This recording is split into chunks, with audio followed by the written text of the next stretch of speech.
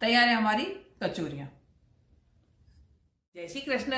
नई नवेली किचन में फिर से स्वागत है। दोस्तों, आज मैं आपके लिए मिठाई लाई हूँ, क्योंकि मिठाइयां तो आप कई तरह की अपने घर में भी बनाते होंगे, पर मुझे लगता है शायद मावे की कचौरी आप घर में नहीं बनाते होंगे। अगर बनाते हैं तो जरूर मुझे बताइए। अगर मेरी कचौरी में कुछ मसालों में कुछ चेंज चाहते हैं या कुछ चेंज होता है तो, क्योंकि मैंने सिर्फ बाजार की कचौरी खा के इसको बनाने का प्रयास किया है। पहले हमारे यहाँ कचौरी नहीं आती थी तो जोधपुर से लोग, मेरे पापा जाते थे तब लाया करते थे, क्योंकि जैसलमेर की तरफ मिठाइयाँ ट्रेडिशनली मिठाइयाँ ही बनती थी और जोधपुर की कचौरी बहुत प्रसिद्ध है। अब तो जयपुर में भी बनाई जाती है और लगभग हर स्थान पे बनाई जाती है। तो आज वही कचौरी का स्वाद मैंने घर पे लाने की कोशिश की है, तो आप भी इसे जरूर ट्राई कीजिए। Thank you.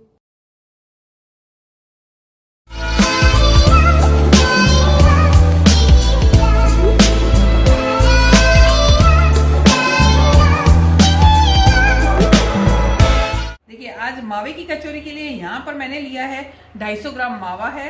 यहाँ पर मैंने काजू और बादाम इनको छोटा छोटा क्रश कर लिया है। यहाँ पिस्ते को भी थोड़ा क्रश कर लिया है। ये आप अपनी इच्छा से थोड़ा कम ज्यादा भी ऐड कर सकते हैं। यहाँ पर मसालों में मेरे पास है, यहाँ पे काली मिर्ची है, 8 से 10 काली मिर्ची है, एक छोटा सा दालचीनी का टुकड़ा लिया है, क्योंकि दालचीनी को बहुत ज्यादा अगर इस्तेमाल करते हैं तो वो हल्का सा कड़वा सा स्वाद देती है। यहाँ पर है बड़ी इलायची और यहाँ पे 2 छोटी इलायची के इसके दाने निकाल लेंगे, इसके भी हम दाने निकाल लेंगे।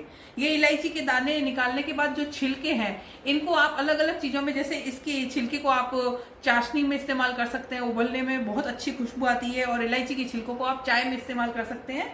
अन्य कई मिठाइयों में जहाँ आप चाशनी बनाते हैं वहां पे इनका इस्तेमाल कर सकते हैं।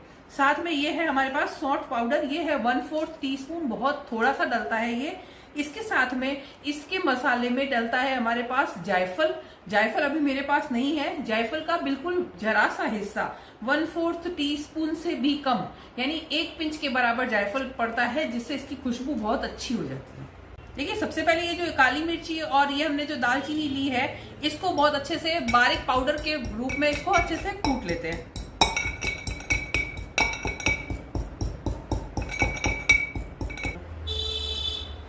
देखिए, यहाँ पे काली मिर्च और दालचीनी को कूट लिया है, और ये जो बड़ी इलायची है, देखिए इसके इस तरह से हम लोग दाने निकाल लेते हैं। इन दानों को बिल्कुल पाउडर फॉर्म में नहीं कूटेंगे, हल्का सा दरदरा रखेंगे, क्योंकि जब मुंह में दाने आते हैं तभी इसका स्वाद अच्छा लगता है।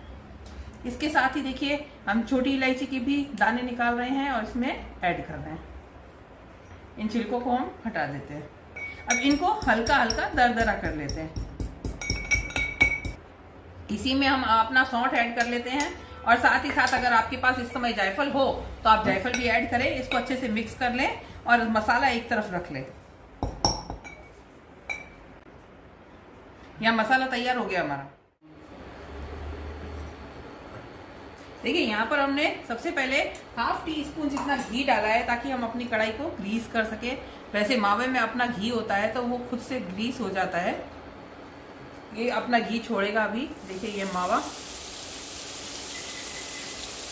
तो बिल्कुल सिम आंच पर हल्का हल्का पकाएंगे। देखिए, मावा जब भी पकता है तो पहले बिल्कुल सॉफ्ट हो जाता है, एकदम लिक्विड की तरह आ जाता है। उसके बाद धीरे धीरे ये अपने आप शेप पकड़ लेता है।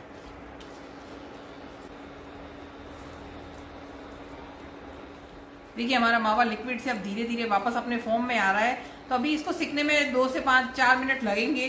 तो इसी में हम अपना डाल देते हैं ये जो काजू और पिस्ता हमने काट के रखा है, तो ये भी इसके साथ में अच्छे से भून जाएंगे। कुछ ज्यादा ड्राई नहीं करेंगे, हम हल्का हल्का सेकेंगे।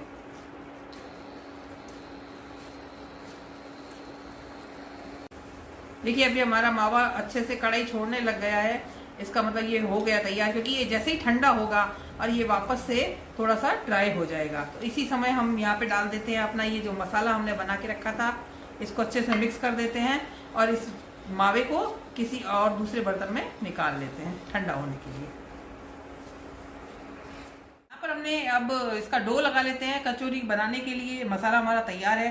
तो इस डो में हमने लिया है 1 कप मैदा, और साथ में ही 1 पिंच नमक ऐड कर लेते हैं इसके अंदर, सिर्फ 1 पिंच।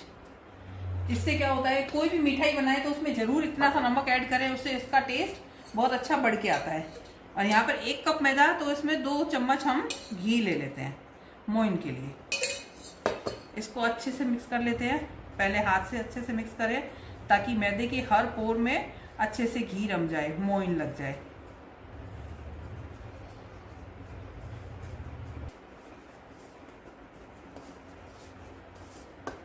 देखिए कितना सॉफ्ट है ये डो।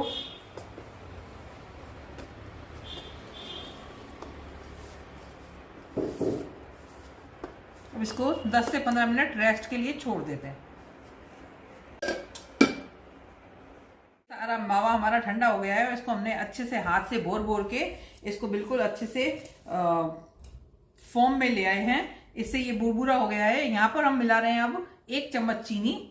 ये पिसी हुई चीनी है जिसका इस्तेमाल हम कर रहे हैं, और इसको भी हाथ से अच्छे से मिक्स कर लेते हैं। ये चीनी बिल्कुल ऑप्शनल है, आप चाहें तो बिना चीनी के भी बना सकते हैं, क्योंकि मावे में भी अपनी एक मिठास होती है। और हम चाशनी वाली जब कचौरी बनाते हैं तो उसमें ऊपर से चाशनी डली जाती है, पर कई लोगों को थोड़ा सा मीठा इसमें अच्छा लगता है, तो मैंने इसमें इसलिए चीनी मिला दी है।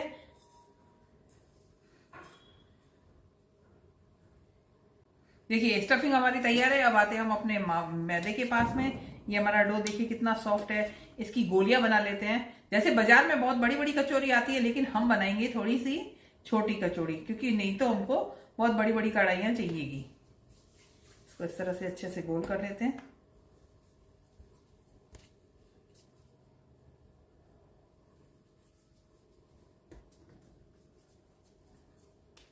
देखिए इसको भर देते हैं। भरने के लिए आप चाहें तो बेल भी सकते हैं, नहीं तो इस तरह से हाथ से बेलिए, कटोरी नुमा शेप बना लीजिए। इसमें ध्यान रखना है कि ये जो किनारे हैं इसके थोड़े पतले होने चाहिए, और ये जो बीच है थोड़ा सा मोटा होना चाहिए। देखिए इस तरह से रोटी की तरह हमने थोड़ा सा इसको बेल लिया है।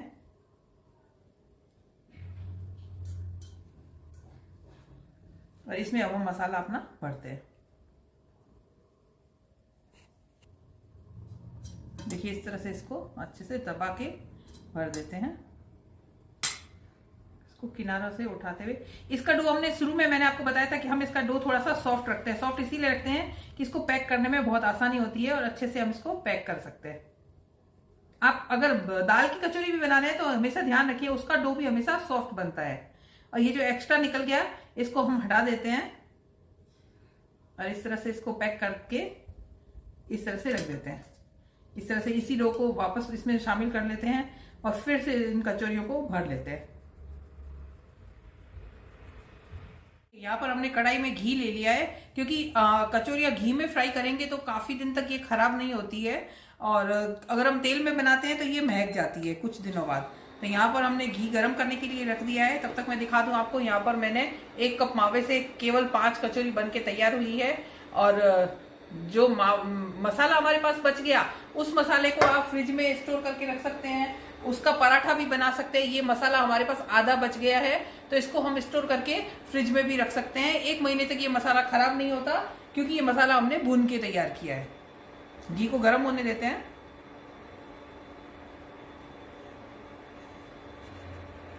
देखिए यहाँ पर ये जो हमने कचौरियां रखी है, इसका निचला हिस्सा हमने नीचे की तरफ रखा था।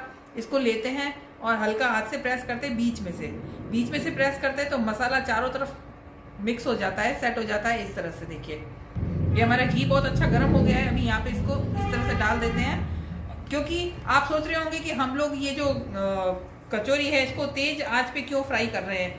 पहले तेज आंच पे फ्राई करके इसको निकाल देंगे, उसके बाद हम इसको सिम पे करेंगे गरम। तो इस तरह से इससे 2-2 कचौरी करके निकाल लेंगे हम इसको। इससे क्या होता है, हमारी कचौरी लॉक हो जाती है और ये कहीं से भी फटेगी नहीं तो क्या होता है, कई बार कचौरी हमारी फट जाती है और साथ साथ में घी या तेल जिसमें भी बनाते हैं वो भी खराब होता है और वो कचौरी भी खराब होती है। देखिए इसमें झाग आ रहे हैं। देखिए बस इसको इस तरह से पकाना नहीं है, सिर्फ एक बार डालकर इसको वापस निकाल देना है इस तरह से।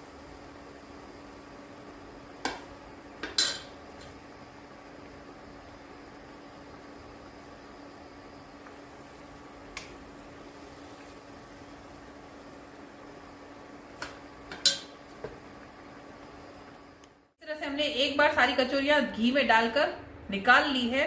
अब यहाँ पे घी के टेम्परेचर को लो होने देते हैं बिल्कुल लो आंच पर अब इन कचौरियों को हम पकाएंगे। कढ़ाई में हमने बिल्कुल घी डाल दिया है और ये बिल्कुल नॉर्मल टेम्परेचर पे है, बिल्कुल स्लो आंच पे इसको अब हम पकने देते हैं। देखिए ये घी है, इसकी वजह से इसमें हल्के हल्के झाग आ रहे हैं। बस ये ध्यान रखना है इन कचौरियों को हमें पलटना नहीं है और छेड़ना नहीं है, सिर्फ इसके ऊपर हल्का सा घी आप पोर करें, ये कचौरियाँ खुद ब खुद फूलने लग जाएगी। और बिल्कुल जब तक इसके नीचे से हल्का हल्का ब्राउन कलर नहीं आता तब तक इसको हम पलटेंगे नहीं और छेड़ेंगे नहीं।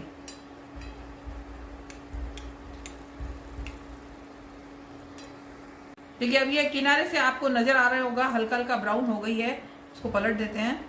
देखिए इस तरह से, और दोनों तरफ से सुनहरी ब्राउन होने तक सेक लेते हैं।